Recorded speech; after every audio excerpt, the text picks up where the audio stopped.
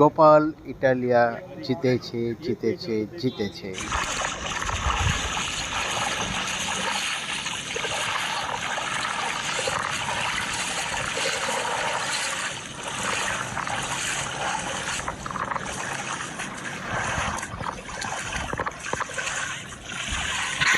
હું છું વાજા રામ અને ગોપાલ ઇટાલિયા।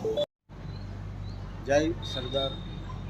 વિસાવદરની વિધાનસભાની ચૂંટણીની અંદર આખરી દિન આવી ગયો છે અને તમામે તમામ ગામડાઓની અંદર એક જ વાત છે, ગોપાલ ઇટાલિયા।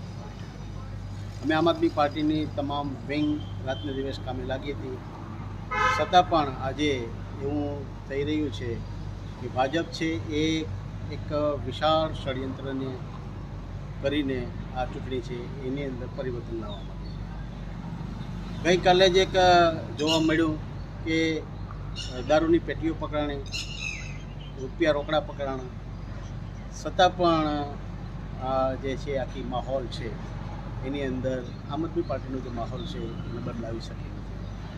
સરદારના વંશજો છે અને સરદાર સાહેબ છે એ અંગ્રેજોની સામે લડ્યા હતા, એટલે ગોરોની સાથે લડ્યા હતા। અમારી આમ આદમી પાર્ટી છે આ સોરોની સાથે, આ બુટલેગરોની સાથે લડી રહી છે।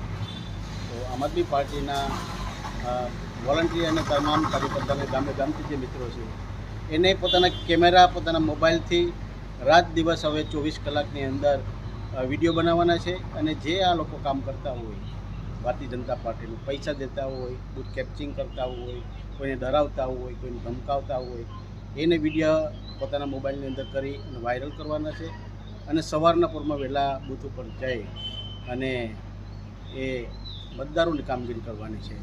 એટલે જો 60-70% મતદાન પડી જાય તો ગોપાલ ઇટાલિયાની ચોક્કસ જીત છે। આ ખેડૂતની અને સરકાર સામેની લડાઈ છે। ગોપાલ ઇટાલિયા તો એક નામના જ છે અને આમ આદમી પાર્ટી પણ એક નામના જ છે। હકીકત જે જંગ છે એ વિસાવદર, ભેસાણ અને જુનાગઢ ગ્રામ્યની જનતાના ખેડૂતો વિરુદ્ધની અંદર સરકારની જંગ છે।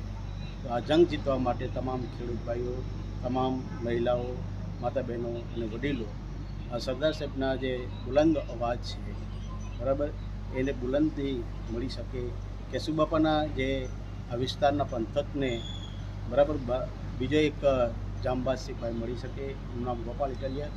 ઝાડુના નિશાન ઉપર બટન દબાવી અને આપ સૌ મતદાન કરશો અને ડર્યા વગર, ભયભીત થયા વગર આપનું કાર્ય કરશો। જય હિન્દ, જય ભારત। બધા મિત્રોને જય શ્રી કૃષ્ણ, જય શ્રી કૃષ્ણ, જય શ્રી કૃષ્ણ।